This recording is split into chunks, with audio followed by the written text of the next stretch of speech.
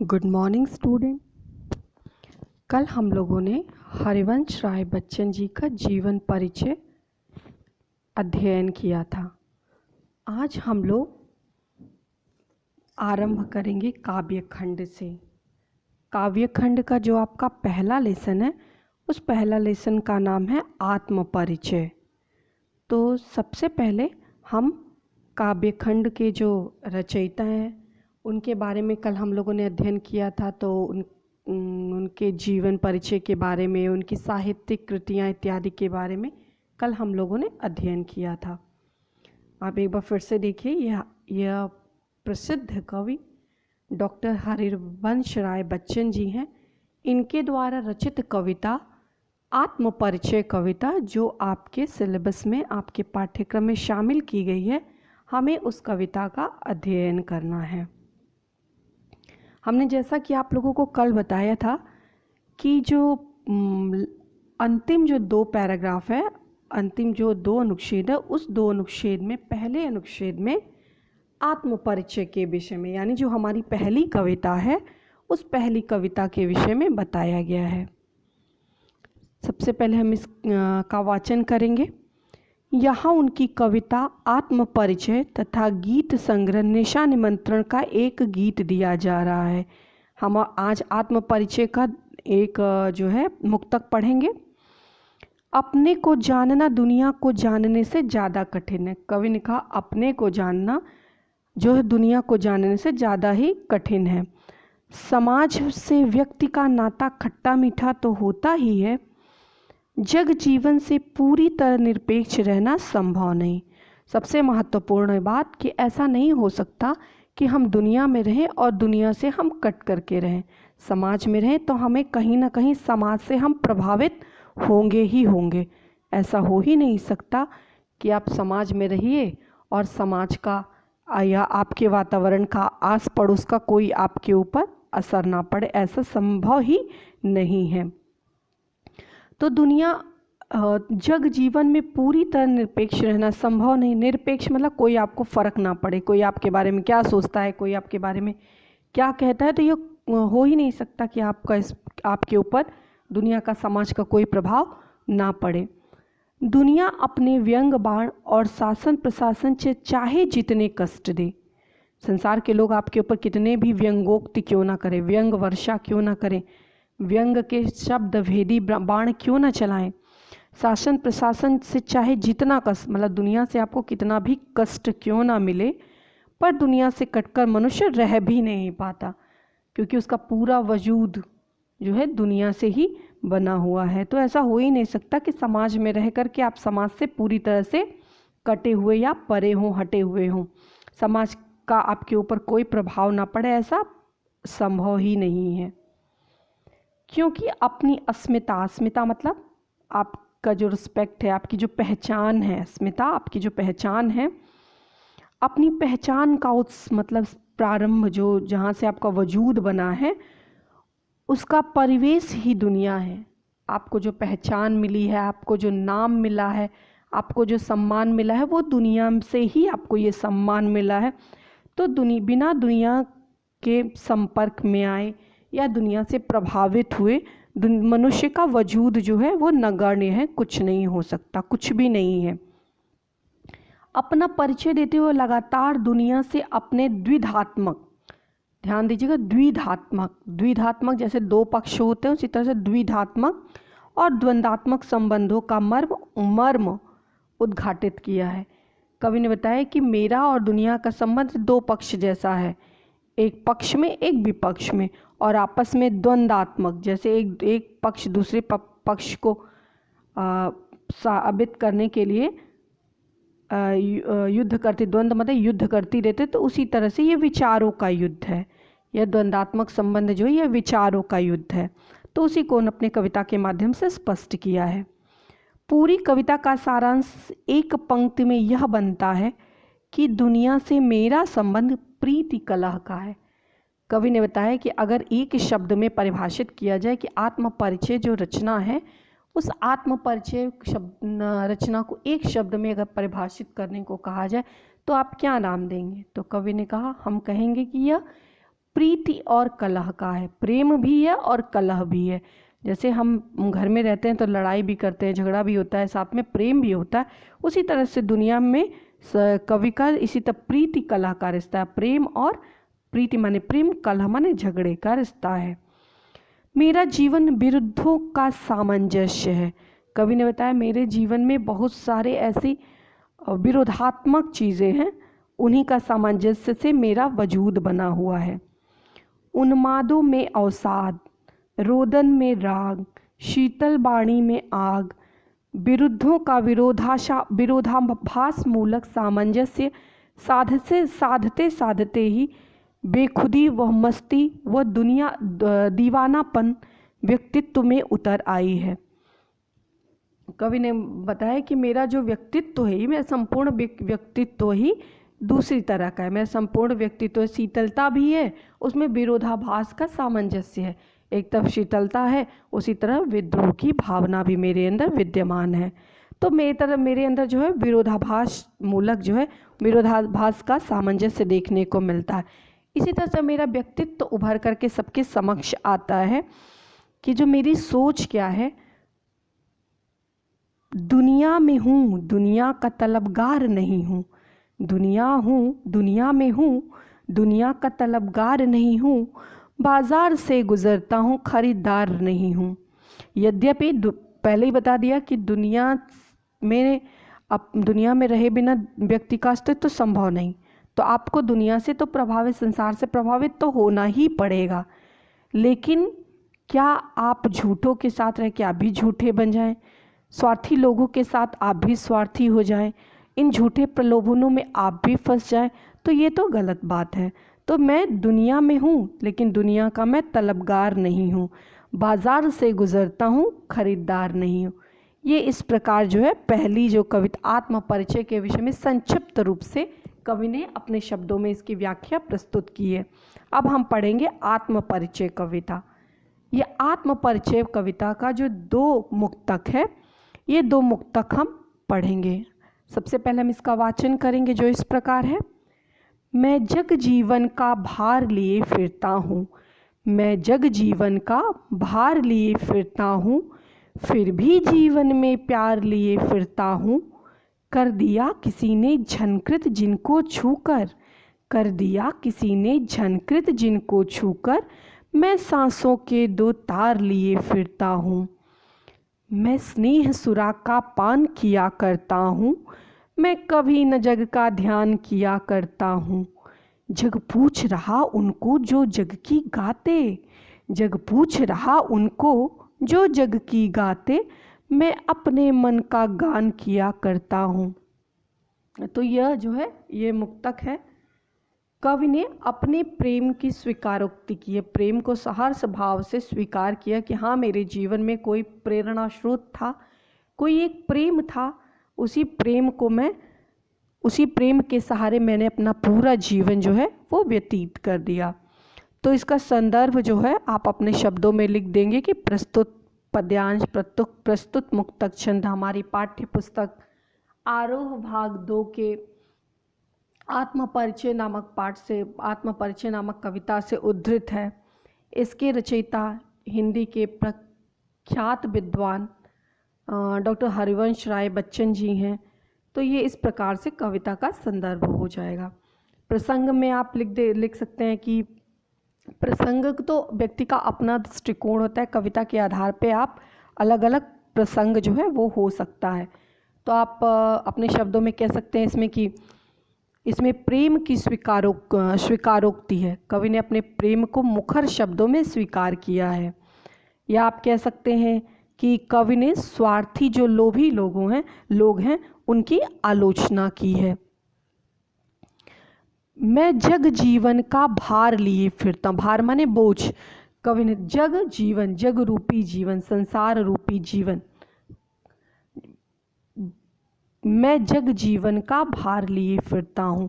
यद्यपि संसार में रहते हुए मेरी कुछ जिम्मेदारियाँ हैं, उन जिम्मेदारियों का वहन करना मेरा दायित्व है और मैं उन दायित्वों का निर्वहन करता हूँ। मैं जग जीवन, संसार रूपी जीवन, रूपक अलंकार है, मैं संसार रूपी जीवन का भार स्वरूप, यद्यपि भले ही वो मेरे लिए बोझ स्वरूप हो वो दायित्व, लेकिन फिर भी मैं उन दायित्वों को निर्वहन करता हूँ, फिर भी जीवन में प्यार लिए फिरता हूँ। यद्यपि जब व्यक्ति के जीवन में कर्तव्य आते हैं तो व्यक्ति धीरे धीरे अवसादग्रस्त हो जाता है, व्यक्ति जो है कार्य को बोझ समझने लगता है, कार्य को सहर्ष भाव से स्वीकार नहीं करता।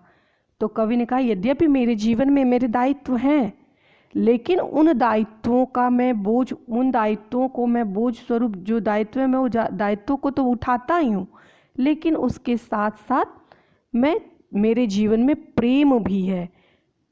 धीरे धीरे दुनिया से प्रेम का अभाव होता चला जा रहा है। आपस में एक दूसरे को सब लोग मारने के लिए, एक दूसरे से ईर्ष्या करने के लिए, जलन करने के लिए उतारू हैं। तो मेरा व्यक्तित्व दुनिया से पूर्णतः भिन्न है। मैं जग जीवन का भार लिए फिरता हूँ। यद्यपि मैं अपने जीवन की जो जिम्मेदारियाँ हैं वो जिम्मेदारियों को मैं लेकर के निरंतर आगे बढ़ता रहता हूँ, फिर भी उसके बावजूद भी इन जिम्मेदारियों का निष्ठापूर्वक वहन करने के बाद भी मेरे जीवन में प्रेम जो है वो विद्यमान है। कहीं से भी प्रेम का जो अभाव देखने को नहीं मिलता। कर दिया किसी ने झनकृत जिनको छूकर, मेरे हृदय की भावनाओं को, मेरे हृदय के उद्गार को, मेरे हृदय की जो कोमल भावनाएं जो कहीं दबी पड़ी थीं, इन दबी हुई भावनाओं को किसी ने झनकृत माने आवाज़ उत्पन्न करना। जब हम किसी वाद्य यंत्र को स्पर्श करते हैं तो उसमें एक अलग सी खनक, एक अलग सी आवाज़ उत्पन्न होती है। तो कर दिया किसी ने झनकृत जिनको छूकर मैं सांसों के दो तार लिए फिरता हूँ। जैसे वाद्य सितार होता है ना, वाद्य यंत्र, तो उसको हम स्पर्श करते हैं तो उसमें तारों को छूते तो एक जो है उसके कंपन से एक आवाज़ निकलती है। तो उसी तरह कवि ने कहा कि मेरे हृदय के जो तार थे, उन मेरे हृदय के किसी ने जो हृदय के तार थे उस तार को स्पर्श कर दिया, और जिससे वो वाद्य यंत्र हृदय की जो भावनाएं थी वो और ज़्यादा ऊर्जा, वो प्राणवत हो गई, और मैं उन्हीं यादों के सहारे निरंतर आगे बढ़ता रहता हूँ। उन्हीं यादों के सहारे मैं जीवन में आगे बढ़ता रहता हूँ। यानी मेरे सरल शब्दों में हम इस प्रकार कहेंगे, कवि के हृदय की भावनाओं को किसी ने स्पर्श कर दिया। कवि के जीवन में एक प्रेरणा स्रोत था, कोई भी हो सकता है। कवि ने अपने प्रेरणा स्रोत को मुखर रूप से स्पष्ट नहीं किया कि वह कौन है। वो इष्ट देव ईश्वर भी हो सकते हैं, वो कोई उसकी सहचरी भी हो सकती है, वो कोई उसकी मित्र भी हो सकती है। तो कवि ने अपने जिस प्रेरणा स्रोत, जिस प्रेम की बात करते हैं, उस प्रेम का उन्होंने जो है अनाम प्रेम दिया, नाम ने दिया कि कौन है उनका प्रेरणा स्रोत। तो कर दिया किसी ने झनकृत जिनको छूकर, मेरे हृदय की सुसुप्त भावनाओं को किसी ने छू करके झनकृत कर दिया, और मैं सांसों में उन्हीं दो तारों को, उन्हीं प्रेम रूपी तारों को लेकर के निरंतर आगे बढ़ता रहता हूँ, समाज में आगे बढ़ता रहता हूँ। मैं स्नेह सुरा का पान किया करता हूँ। स्नेह माने प्रेम, सुरा माने शराब, प्रेम रूपी शराब। कवि कहते हैं कि मैं प्रेम रूपी शराब का पान किया करता हूँ। पान माने पीता रहता हूँ। मैं प्रेम रूपी शराब का सेवन करता हूँ। जिस प्रकार शराब पीने के बाद लोग मस्त हो जाते हैं, पूरी तरह से खो जाते हैं, तो उसी तरह से प्रेम रूपी शराब का कवि के ऊपर नशा चढ़ा हुआ है। प्रेम से कवि पूरी तरह से शराबोर है। मैं कभी न जग का ध्यान किया करता हूँ। मुझे कभी कोई फ़र्क नहीं पड़ता समाज के लोग मेरे बारे में क्या कहते हैं। मेरी पीठ पीछे समाज के लोग मेरी बहुत ही आलोचना करते हैं, लेकिन कभी मुझे इसकी परवाह नहीं है। मैं कभी न जग का ध्यान किया करता हूँ। यद्यपि मुझे प्रेम में शराबोर देख करके लोग मेरी तरह तरह से आलोचना करते हैं, लेकिन कभी मैं उन आलोचना के पीछे, उन व्यंगोक्ति के पीछे नहीं पड़ता। मैं कभी उन चीज़ों की परवाह नहीं करता। संसार के लोगों की तो प्रवृत्ति ही होती है, जग पूछ रहा उनको जो जग की बातें गाते, जग पूछ रहा उनको जो जग की गाते, मैं अपने मन का गान किया करता हूँ।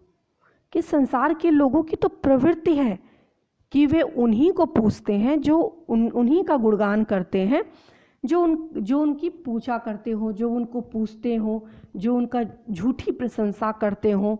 तो जो व्यक्ति झूठी प्रशंसा करता है उन्हीं को संसार के लोग, संसार में उसको सम्मान मिलता है। जो व्यक्ति स्पष्ट बातें, खरी बातें सुना देता है तो उसकी बातों पे लोग जो है ध्यान नहीं दे, उनकी बातों को लोग जो है दूसरे पक्ष में लेते हैं, दूसरी तरह से समझते हैं, तो संसार में उसको उतना सम्मान नहीं दिया जाता। मतलब स्पष्टवादी लोगों को समाज में उतना सम्मान नहीं मिलता। जग पूछ रहा उनको, संसार के लोगों, संसार में उन्हीं की पूछ होती, पूछ माने पूछा जाता है, सम्मान मिलता है, रुतबा होता है। जग पूछ रहा उनको जो जग की गाते, गाते माने गीत गाते, प्रशंसा करते हैं।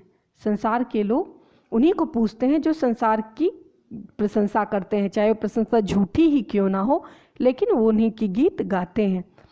मैं अपने मन का गान किया करता हूँ, कवि ने कहा मैं बेफिक्र होकर के, समाज मेरी आलोचना करे या मेरी स्तुति करे, मेरा सम्मान दे, मुझे सम्मान दे या मुझे अपमानित करे, इससे मुझे कोई फर्क नहीं पड़ता।